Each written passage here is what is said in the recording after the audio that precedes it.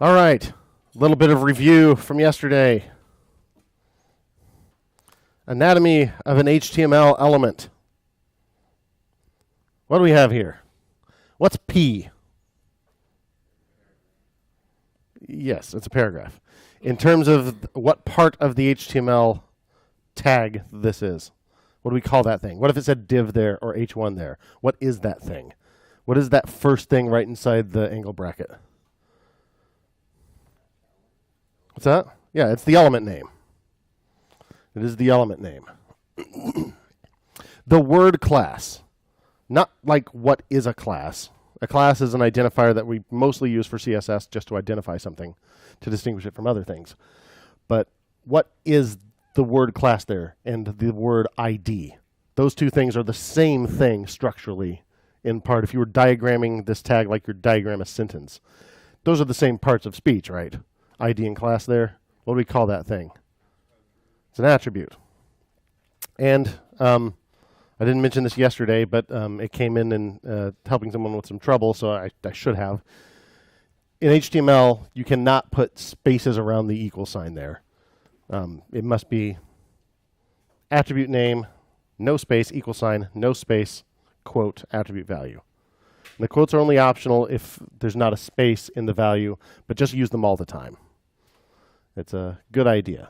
So the thing to the right of the equal sign is the attribute value. What about hello world here?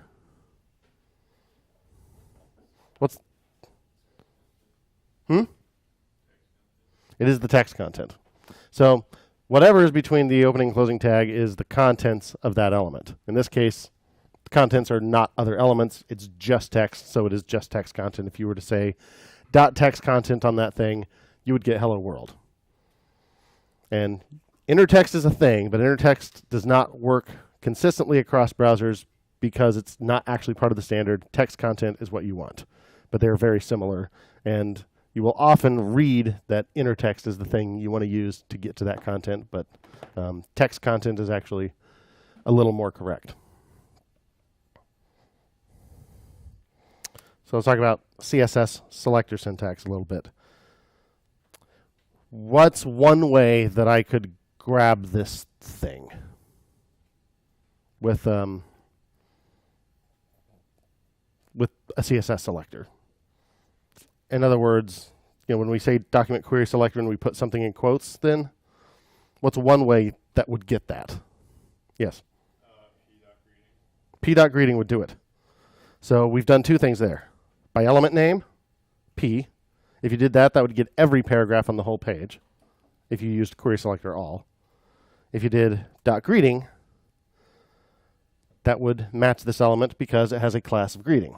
And dot indicates matching by class. Yeah. Good question. 2 slides from now, I'll answer that.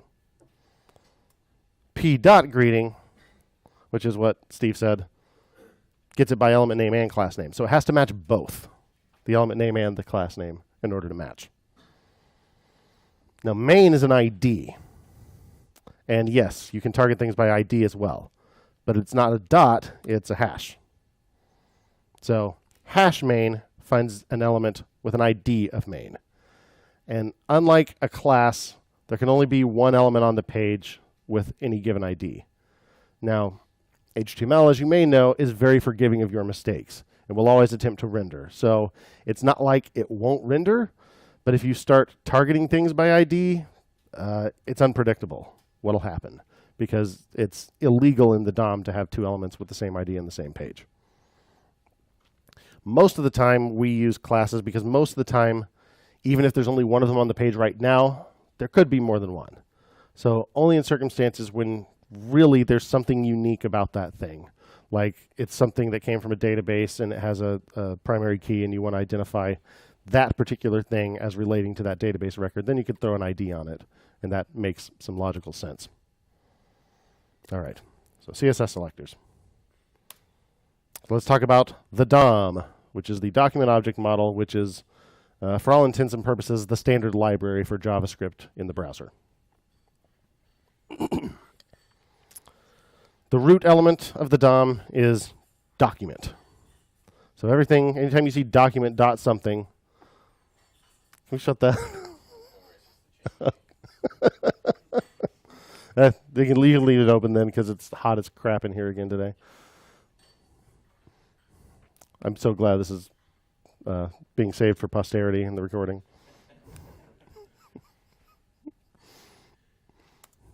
So to select all matching elements, document.querySelectorAll. To select the first matching element, document.querySelector. And notice it doesn't really make sense to use querySelectorAll with an ID, right? Because you're only going to get one of them. So querySelector. If you used querySelectorAll, remember you won't get the raw element back. You will get an array-like thing called a node list. So you can't then just take that result and call dot text content or something on it. You have to do square bracket 0 and then whatever, because you're not getting one element back with querySelectorAll. You're getting an array-like collection. There's also document.getElement by ID, by the way. And that's been around a lot longer. But now that querySelector is there, people don't use it a whole lot. So to get the contents of an element, we learned a couple of different ways. Text content and inner HTML. If you say text content and there's some HTML inside the element that you're looking at, that will still only get the text. So if there's a div inside a div, you won't see the word div. You won't see that div tag as part of the text content. You will only see whatever text is descended from that.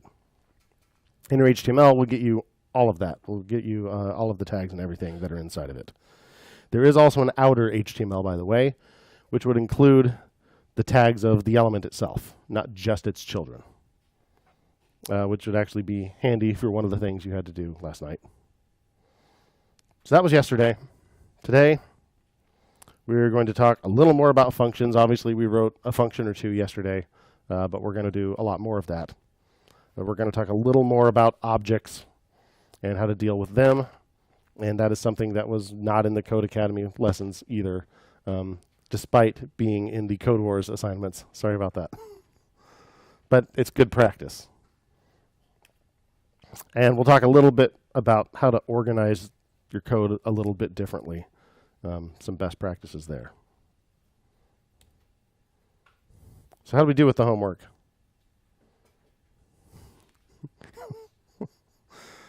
No, not so sure. But so now what's this all about? Okay.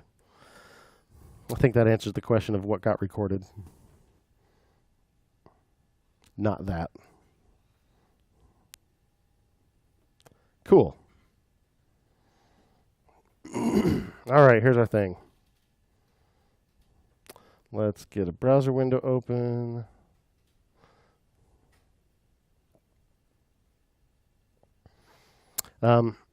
Couple more updates to the website yesterday. I did put in a little more information about Emmet, including a link to the syntax guide with some fancier stuff. And information about another extension for code called View in Browser with a link to that. That sets up a key binding by default. Control F1 on Windows, Command F1 on Mac, and on Macs you have to hit the function key to do F1, so it's essentially command function F1. If you even have a Mac that has function keys anymore. If you have the crazy new touch bar, you don't have that. So you can manually set that key binding to something else. But anytime you have a command that one of your extensions does, or even a command that's built into VS Code that doesn't have a keyboard shortcut, Shift Command P, or Shift Control P, I assume on Windows, brings up this command palette, and you can look up the command. So in this case, View in Browser, there it is. If I hit that on, well, I got my JavaScript open here. If I open up my HTML and say Shift Command P, View in Browser, running the contributed command failed. Well, that's lame. It worked with the keyboard shortcut, so Nifty. So another way to open that. Let's see, do I have my? I do not. Let's get our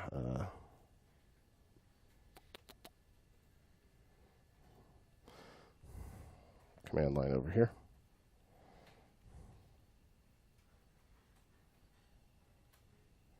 All right. Probably too small, huh? How's that? Good in the back row? Readable? All right. So this is where we left it. We're creating this UL, but we're doing it with inner HTML. We wanted to, what did our homework say? Here's another trick to switch between files in code.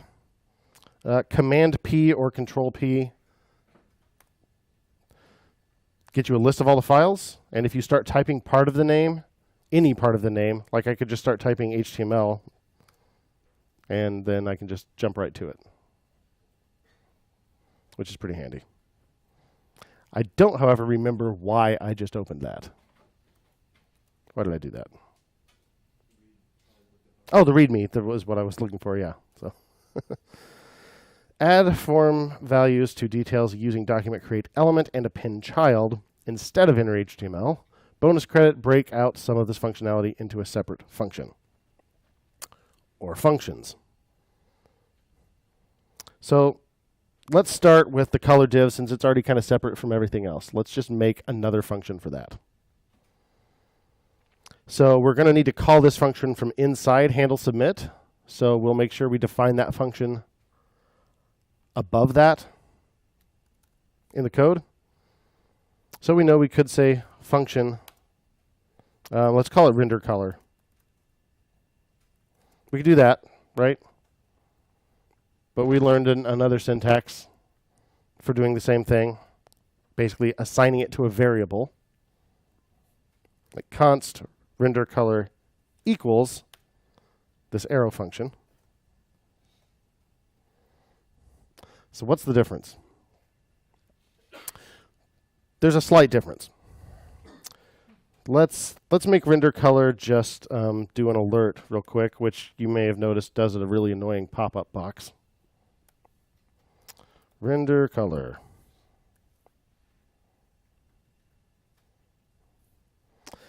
Let's move it down here. You don't need to do this as I type it. I'm just demonstrating something.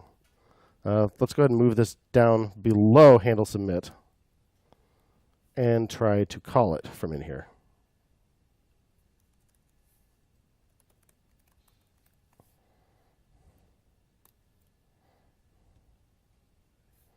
Go ahead and open my console, refresh the page. I need to submit before anything happens. It still says render color. Okay, so that is no different. That is something called hoisting. So the way hoisting works is you can use a function, or in some cases, a variable will show up as defined before you've actually defined it, earlier in the code than you've actually defined it. In this case, we're not actually calling handle submit until after this fires, so by then it is, in fact. It does exist. So let's make another function called testing.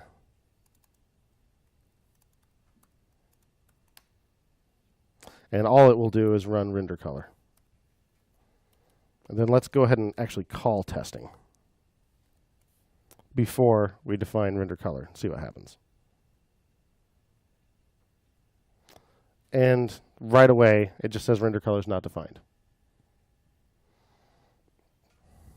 If we change this to function render color,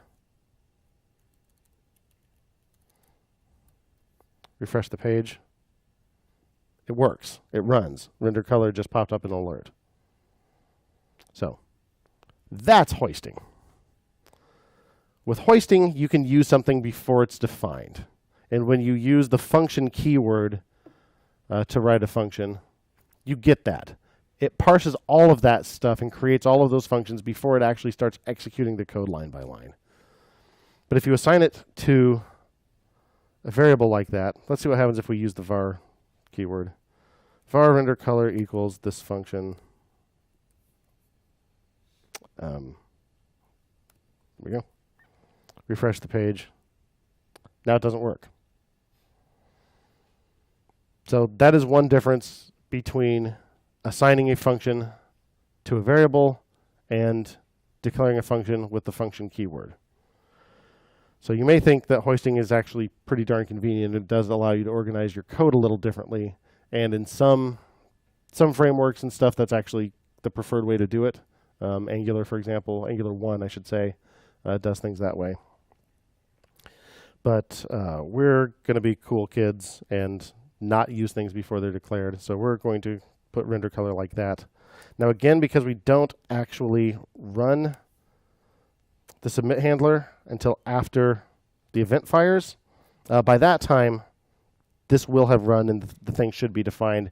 So it's not strictly necessary that we declare this before handle submit, but we're going to, because it just seems like the right thing to do.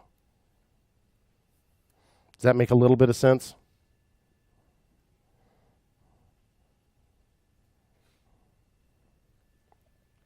So what do we want render color to actually do? We don't want to call it from there. We want it to do something like this, right?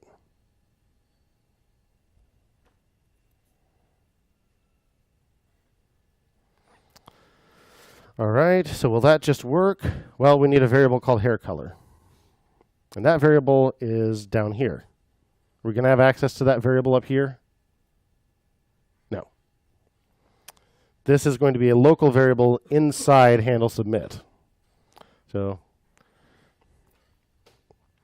variable scope in JavaScript is a little funny, but you can always rely on the fact that as long as you declare a variable with some keyword, whether it's var or let or const, its scope is going to be no more broad than the function in which it was declared. If this were var, then hair color would be local to the function in which it was declared, even if it were nested inside another block like an if or a for loop or something like that. Var will always create the variable in the scope of the function in which you defined it. Const and let do lexical scoping more like other languages, where it is local to the block in which it was declared. So if it's inside an if or inside a for loop or something like that, anything with curly braces or anything that could optionally have curly braces, then it's going to be local to that and you can't use it outside of that block. But in this case, the block is the function, so hair color is local to this function. So if we want to use it inside render color, we're going to need to accept it as an argument, right? And then whenever we call render color, we're going to need to make sure that we pass that in. And we're calling it, well, we're not yet. Instead of assigning this to a constant color div, we could just return this string. Or we could set it to the variable color div and then return it explicitly, right? So then down here, we either need to set color div equal to the return value of this, or we just need to call the function from right here. We could do that, though. Render color like this. Seem reasonable? So we don't have a variable anymore that holds this div, but we have a function that returns this div. I should say returns a string containing the HTML for that div, right? This is just a string. So I can just call that with my open close parens right inside this interpolation, and it will put the return value right there. So let's make sure that this behaves the same as it did before.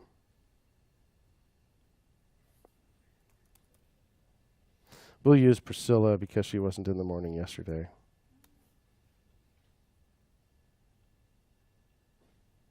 Green as can be. 534. Birthplace. Tired of coming up with clever birthplaces. All right. Priscilla, hair color.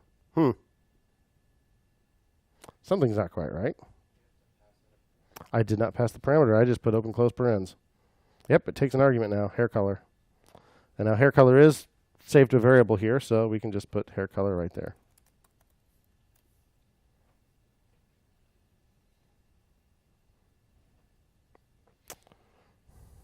Jimmy.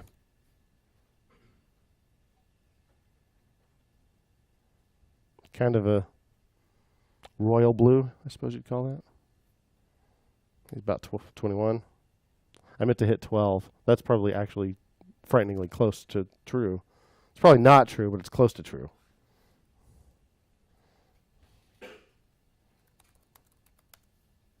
Hey, now we have a color. But you notice before it did at least make a 100 by 50 div, even if it didn't have a background color. Cool. So that worked.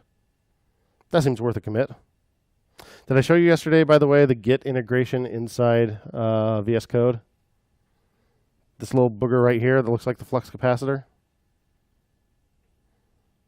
Git sort of does make time travel possible, so it's not entirely inaccurate. So you can just put your commit message right there, extract, render color function. Hit the little check mark. Yay. Neat. But the homework was to use document.createElement more, right? So let's go ahead and use it inside render color. So document create element creates an element, and you pass it the name of the element, right? So where should I start? Don't think about the fact that it has to do all of this stuff. It has to have a height, a width, a background color, all that stuff. Just think about the fact that we need to create a dirn div. So how do I create a dirn div? What do you think, Nicholas? Is it Nicholas? Yeah.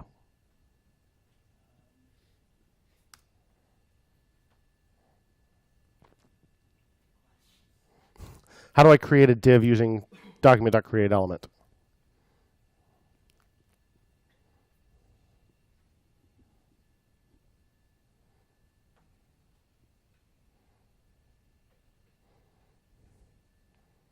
How about I start by typing document.createElement? Just start where you can.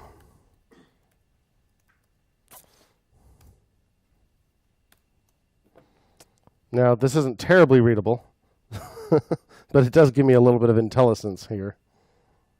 But we need to pass it the name of the element, right? What kind of element it is, like a paragraph or an h1 or a div.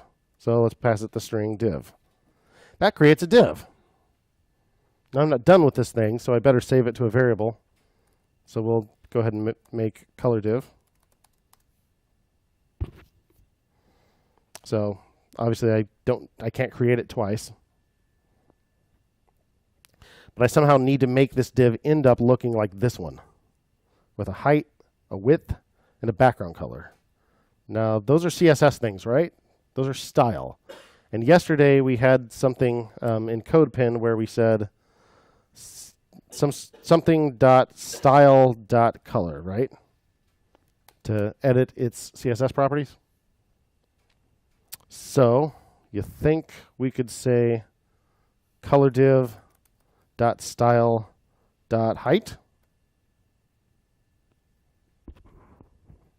Sure, why the heck not? Now, we don't assign that to the number 50. We assign that to the string 50px, 50 pixels. Color div dot style dot width. The string 100 pixels. Color div dot style dot background color camel cased. Well, what should that be? Hair color? Seems legit. And then we want to return the div. What do you think is going to happen? Is it going to be exactly the same?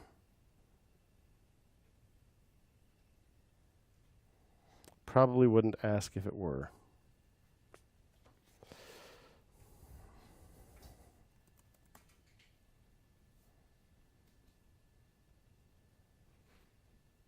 cyan. It's maybe more teal. I don't know. He's 12.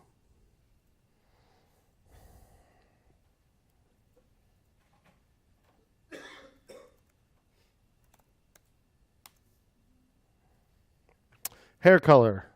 Object HTML div element. That's what we were looking for, right? What gives? What's the difference? What was render color returning before? A string. Not the actual div, but a string containing the HTML for that div. And since we were setting the HTML, the inner HTML of details, an HTML string is exactly what we wanted. But now we've got an actual HTML element, a real node. So what do we do about that? What if we say render hair color dot inner HTML?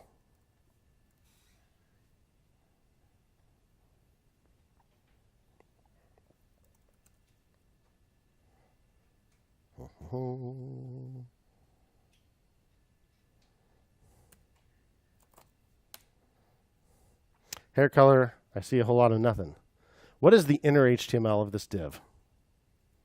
So the div that gets spit out is going to look like this, effectively. Div style, height something, width something,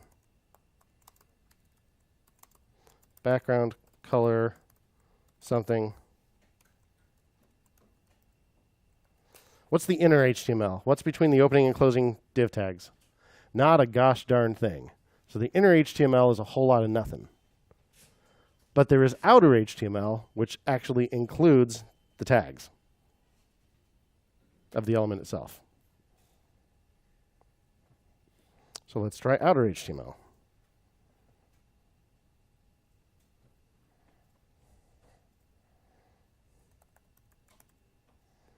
I have no trouble remembering the pronunciation as Alicia, but that is just so many consonants.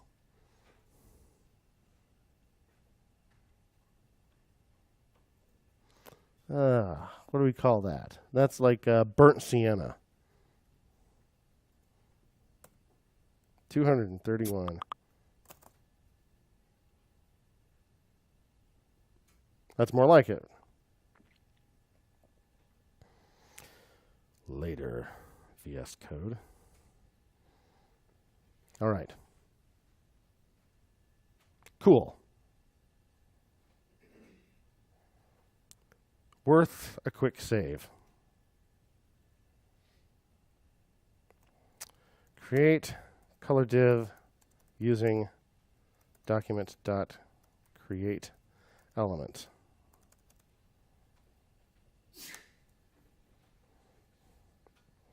Now, I suppose we could make render color return the outer HTML instead of returning the actual element. But given the direction we're headed with this whole thing, where we're not going to be using the HTML strings, I don't think we want to do that. I think we want to keep it returning the real element so that we can use a pinned child later.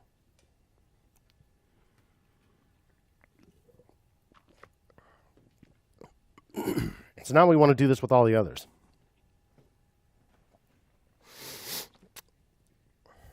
So I think what we said we wanted to do ultimately, well, let's not worry about that yet. Let's just worry about creating the things. Yes. Yes.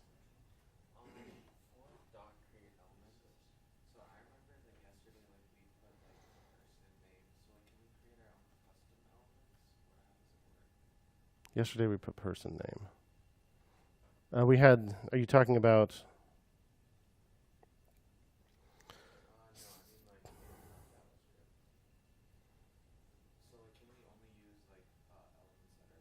Defined in HTML?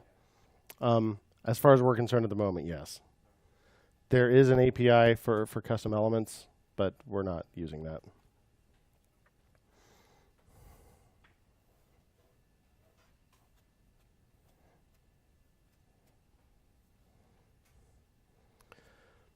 So what should we call this?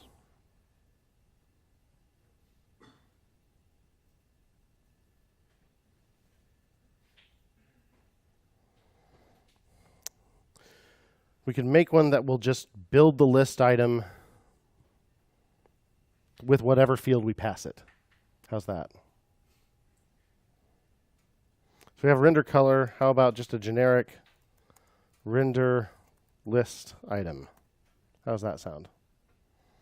And it'll do one of these. Seem reasonable?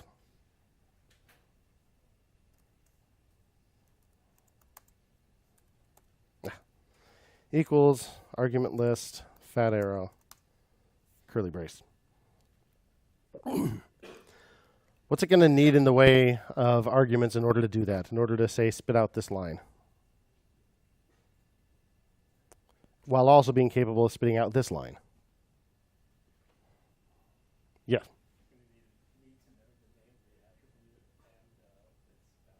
It's going to need to know both the name and the value of the field. So let's just pass in name and value. How's that?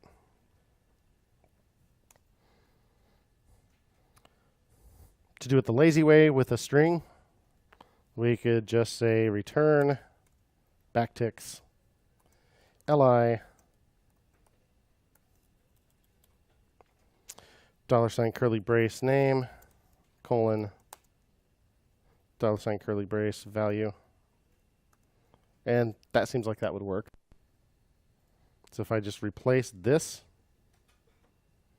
with $ curly brace render list item name person name. Maybe do the same with age. Hair color is a little complicated.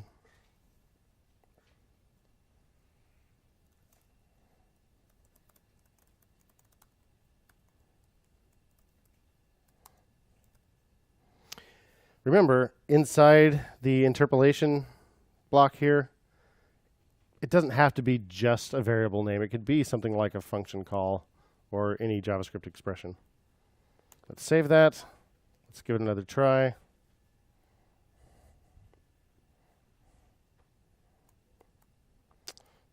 Tyler.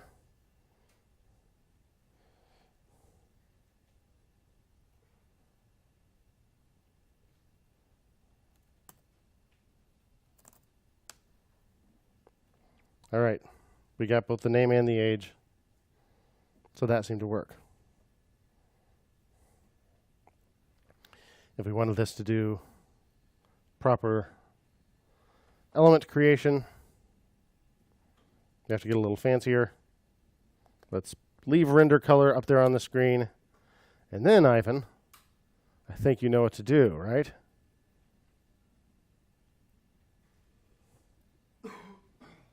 What am I going to write next? Do we just do a create element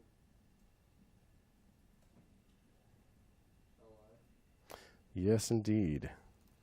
So let's save it.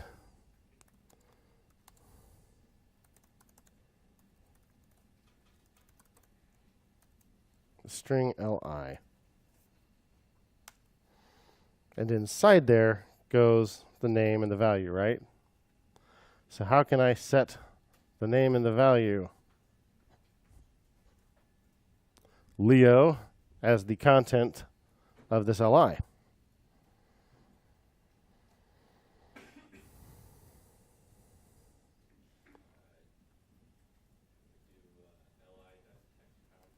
li.textContent. And we can set that to a string, and we can still use our fancy string interpolation with a template string indicated by backticks. And just say name, colon, put the colon outside the space, as well as the space, value, just like that. And don't forget, we need to return the li when we're finished, or this function won't actually do anything.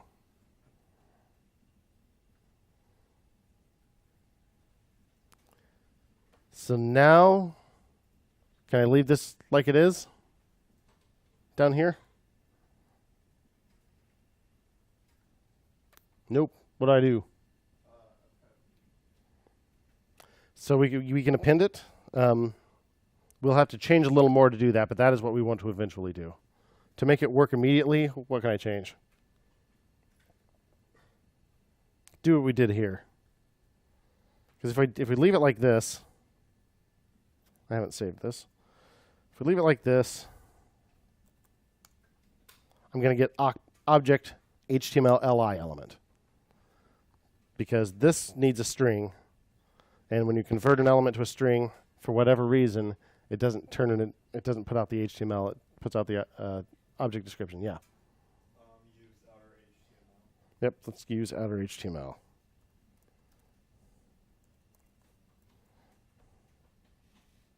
What would inner HTML be? It would be something this time.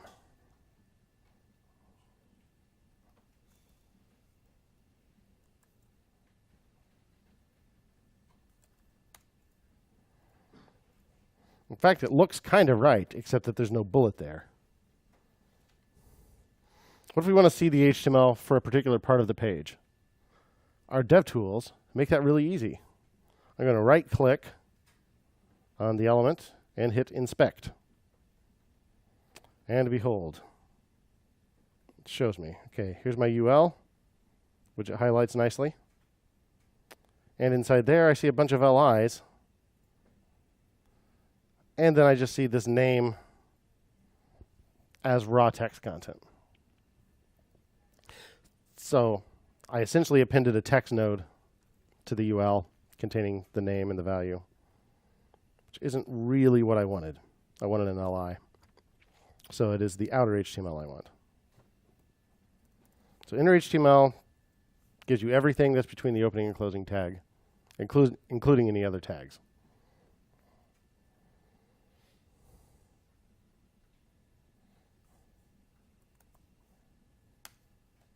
There we go. Now, I didn't do it to the age yet.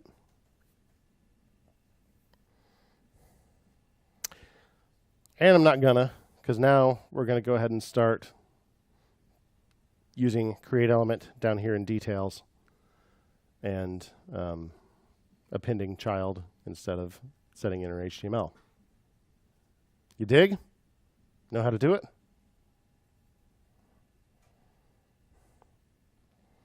Let's see here. So details, first of all, needs a list inside it, right? So let's make that list. And this seems like it could get kind of complicated. So I'm going to go up here and say const render list equals a function.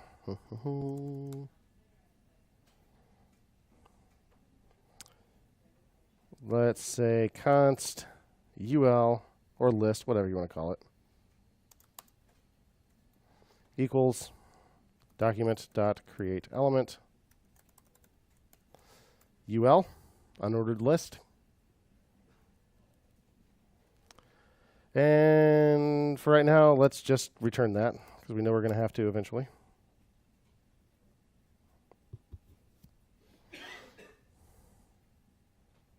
So down here, we already have details saved as a variable.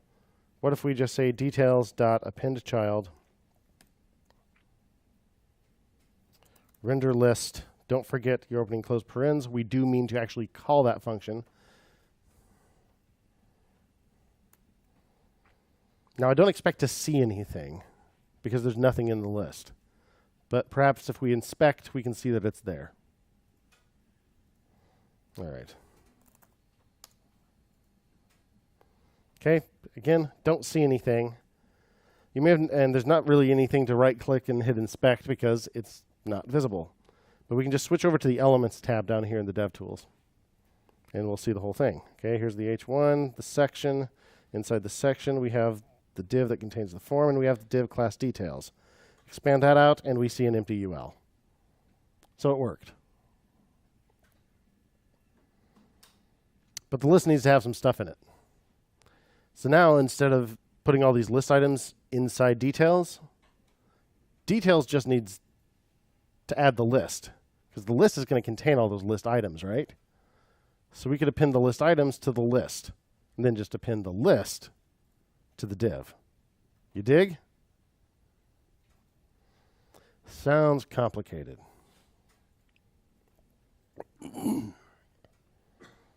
Where do I even start? What do you think, Mason? Sorry, I'm trying to catch up with the question. Okay. That's all right. I won't make you suffer then. But remember, you don't have to type every word I type. If you are falling behind, it might be better just to try to follow, because, that's always, this isn't a criticism by any stretch of the imagination, because I have a tendency to do this too. But of course, if you're behind a little bit and you're trying to catch up, then you just get further and further behind, right? So because I am pushing all this stuff up, you may find that it's a little easier if you just kind of give up on keeping up sometimes and just watch what I'm doing, because I'm going to put all this up online. So anyway, we're trying to render the list items and append them to the list. We're not going to append them directly to details. We're going to append them to this list because the list is already getting appended to details, right? So the list items don't belong directly to details. They belong directly to that list. So we're going to try to append them from in there. But we know the list items need the name and the value. And right now, render list doesn't know anything about those. So gosh, we need to get all of them in there. How are we going to do that?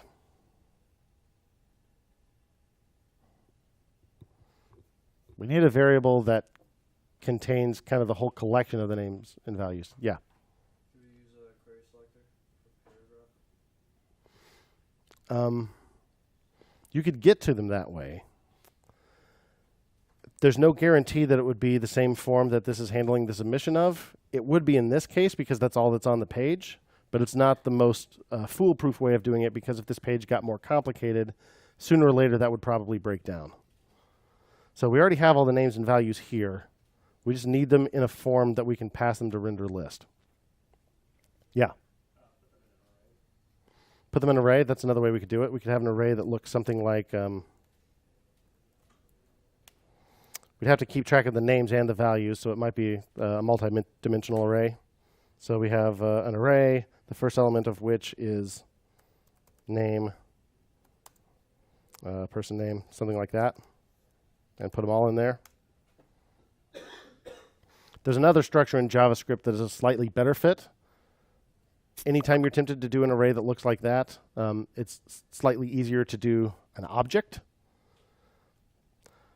So when I say object in this case, because something like a DOM element, that is an object, but it's a kind of a complicated object. There are also objects that are just really simple key value pairs, sort of like a hash in Ruby, or like a map, I think, in Python, or an associative array in PHP. And those in general look like this. Use curly braces, and then you have some key and some value, separated by commas for each pair. So let's make a simple one here. Const person equals this object, name, Seth, hair color, blonde,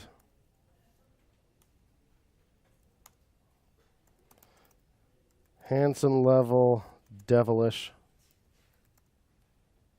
something like that. Don't forget your comma.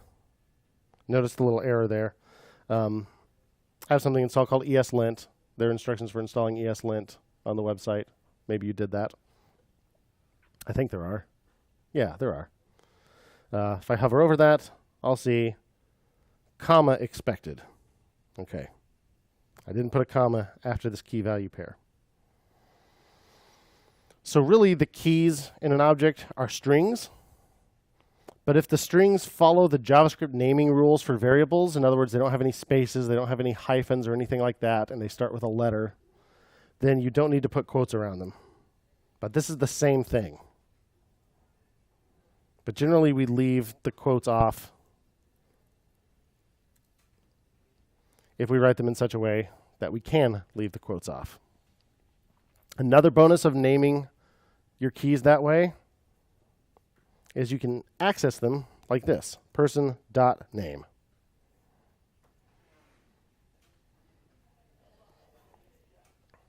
You can also get to the values of an object by saying name of object, square bracket, just like you would an array, and passing it the string name.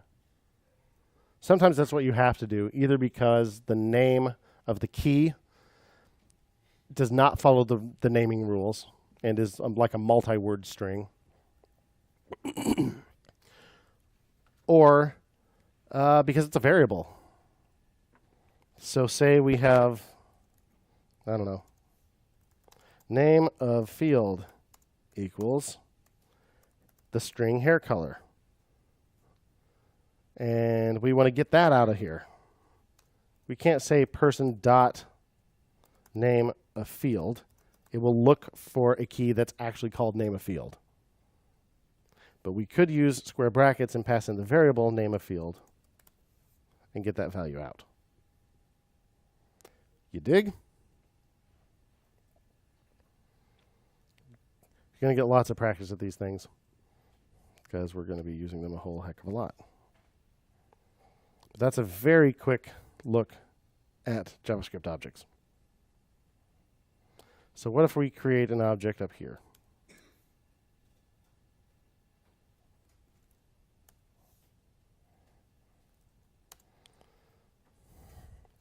We can call it person. Sure, why not? So we have name should be form.personname.value, comma, hair color, colon, form.haircolor.value, age, colon, form.age.value, birthplace, form.birthplace.value. And I'm going to go ahead and put that comma.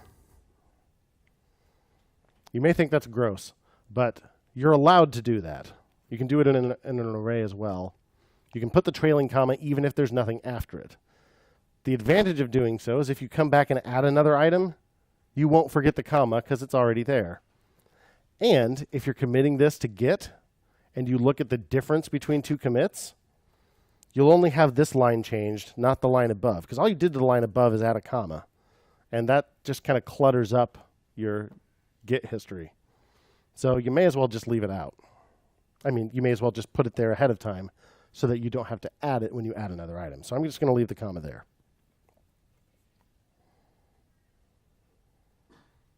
Neat. So now I guess I should call render list and pass that in. So let's say person here. So now we don't need to save these to variables anymore, I guess. We can say list equals render list person.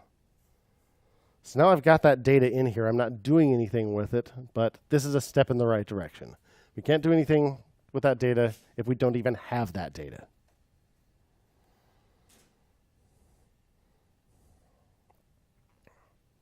So now I have this person object with all those keys and values. And I don't really, we could do this. We could say render list item, the string name, the value person dot name, but we're using name there, and name's already in the object as one of the keys, right? Did you guys do mirror mirror on Code Wars? What trick did you learn there that we might be able to use here? One of the things we had to do there was, well, the main thing was to reverse all of the keys, right? And set those to the values. So in order to do that, we had to be able to get a list of all of the keys that were in that object. Do you remember how you did that? Anybody remember? Somebody remembers. Capital O object dot keys. Pass it an object, and it gives you back an array containing just those keys, right?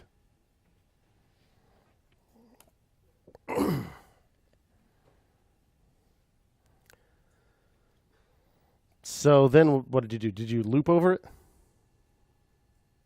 How did you loop over it? So we could do for let I equals 0, I less than object.keys person.length, I++, and then do something. Notice I use let here. If you just put I equals 0, well, JavaScript's kind of a jerk. So unless you put it in strict mode, if you use a variable, if you declare a variable, or try to assign it something, I should say, without first declaring it, it'll do it. It'll just make it global. So this is inconvenient for a number of reasons, one of which is, suppose you mistype the name of the variable. It'll just create a new one that has the misspelled name, which is really hard to track down. So we always declare them, and we don't use var anymore. It's not what cool kids do. We use let. And using let inside this block means I will not live past the end of the for loop, which is exactly what we want, right? We're only going to be using it inside there. So we could do this. There are a couple of ways that are easier. So let's see what some of those are. Well, we can go ahead and build this out for a second just to get the concept going. So for each one of these, basically, we need to create a new li, right? And why did I use let instead of const? Because I is going to keep getting reassigned. So we can't use const. Plus plus acts as a reassignment. Okay.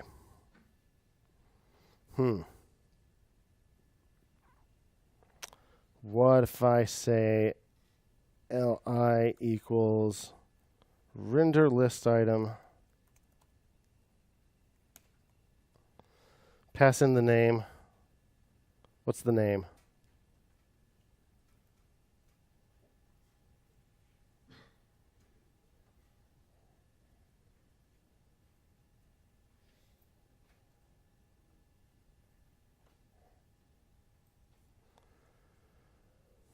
Well, it's the thing that we're looping over, right? So object.keys person square bracket I. If we end up with an array containing the string name, the string hair color, the string age, the string birthplace, I guess it's object keys person square bracket I. This is getting a little unwieldy. Perhaps we should have saved object keys to a variable. Or maybe we should do this a different way. Because now, okay, that gets us the key. What about the value? Well, the value isn't in object keys, right? It's in person itself. So person square bracket what? Not I, because person is this. Person square bracket 0 doesn't mean anything. It's not an array, it's an object. It's person square bracket name, right? And name is object.keys parentheses person square bracket I. So it's this whole thing inside the square brackets.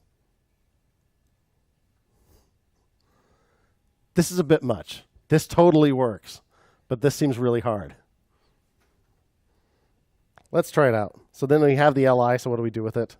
We can say list append child, li. And I think that'll work.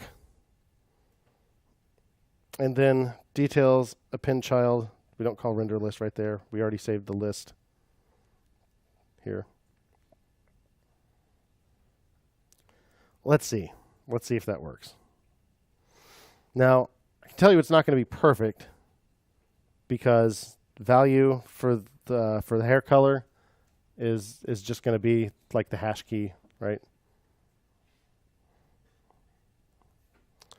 Doop-de-doo. Derpity-derp.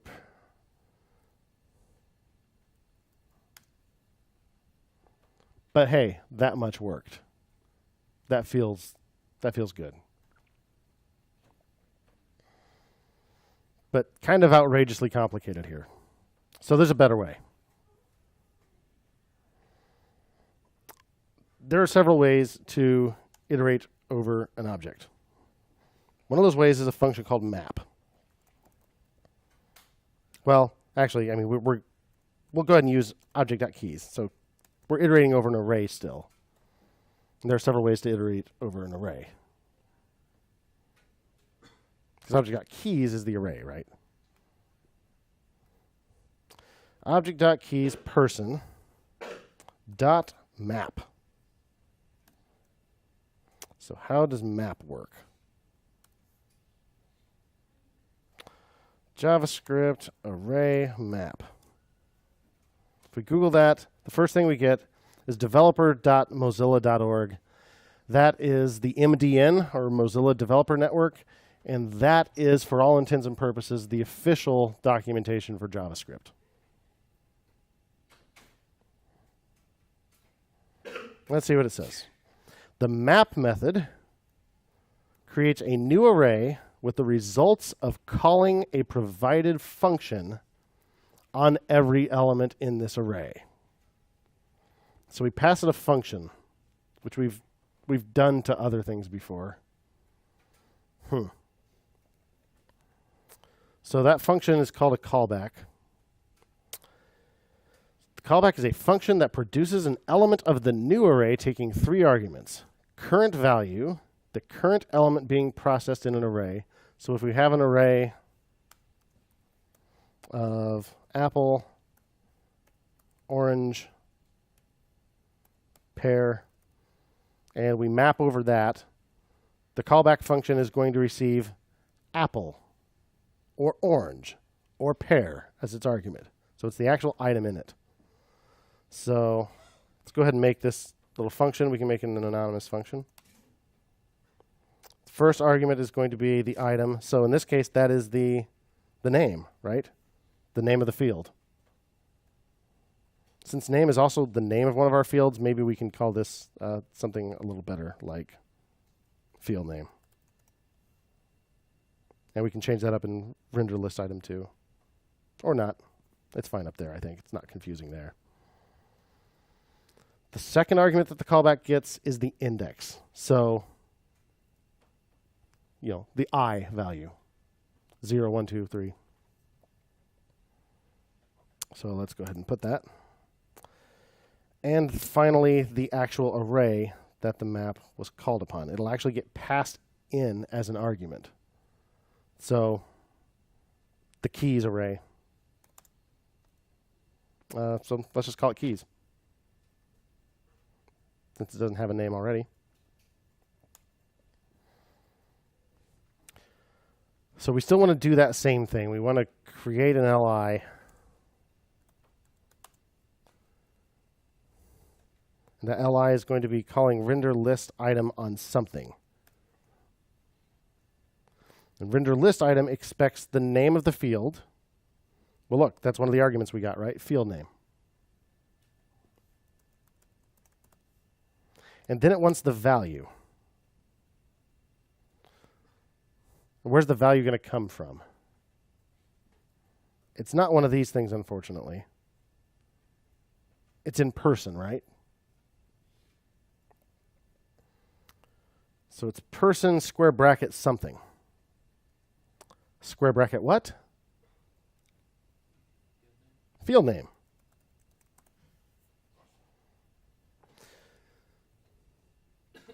That seems to be what we want. So we should be able to say list append child li.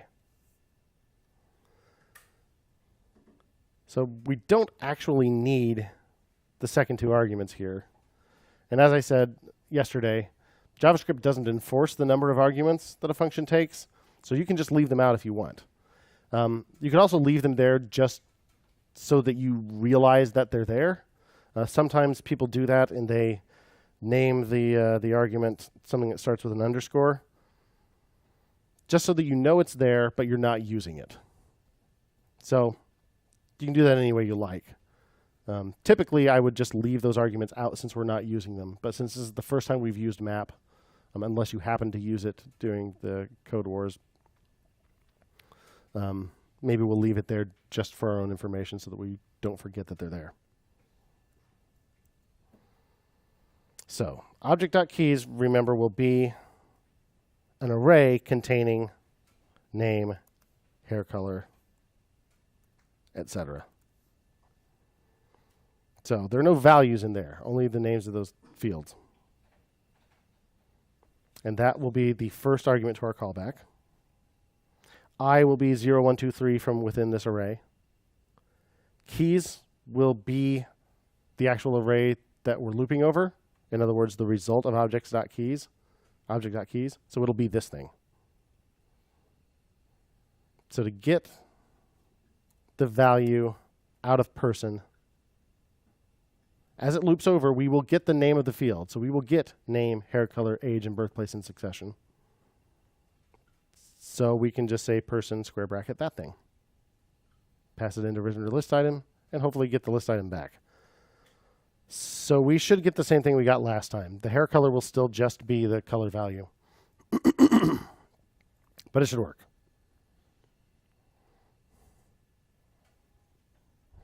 That's right. Zach, Swin.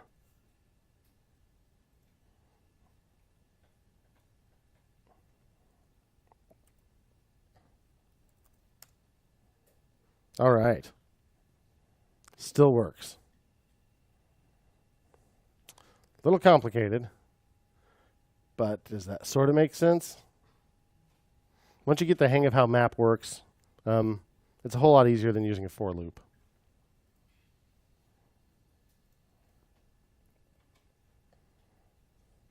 Yeah.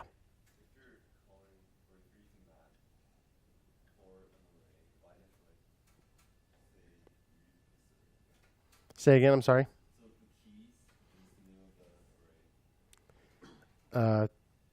It's the name of the array here. Out here, keys is the name of a method that we're calling on object. So yeah. So if we wanted to get that array of keys again, we would have to actually say object keys person again, or save it to a variable. But we're never again doing anything with the actual array. We get it as an argument here, but we're not doing anything with it. So a lot of times it will be redundant that it passes that in. But if you're doing something like this to get the array, then you don't have it saved to a variable, so you don't have access to it otherwise. And it could very well be, you wouldn't have to pass in an anonymous function here. You could have a named function that map calls, in which case you don't know which array you're mapping over from within inside your function. So you may actually need the original array. But much of the time, you don't need the second two arguments. But it will happily provide them nonetheless. This seems worth keeping. I'm going to go back to the command line and do it this time.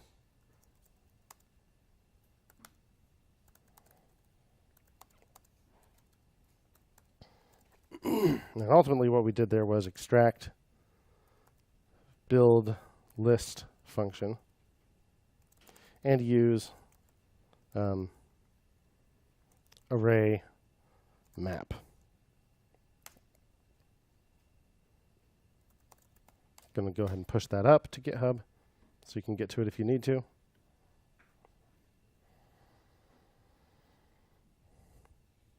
So map is a way to essentially call a function on all of the items in an array, and it will always return an array of the same length.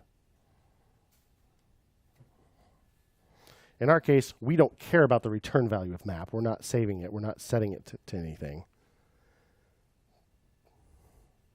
We're not even bothering to return anything from the inner function. We just want to run that function for each item in the array. We're not really collecting the results. So it's not handling hair color the way we want to.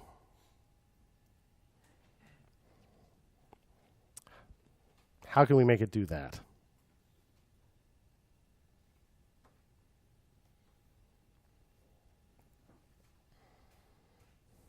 We already have this lovely render color function that does the work for us as long as we pass in the hair color. The question is, where do we call that now? Where should we be calling render color?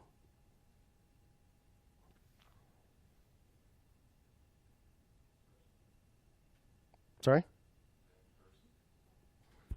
Inside this person object? Like at the time that we define it? We can do that? Let's see. Tom.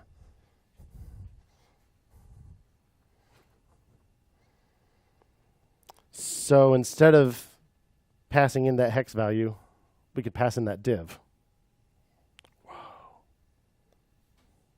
So we could say render color form.haircolor.value.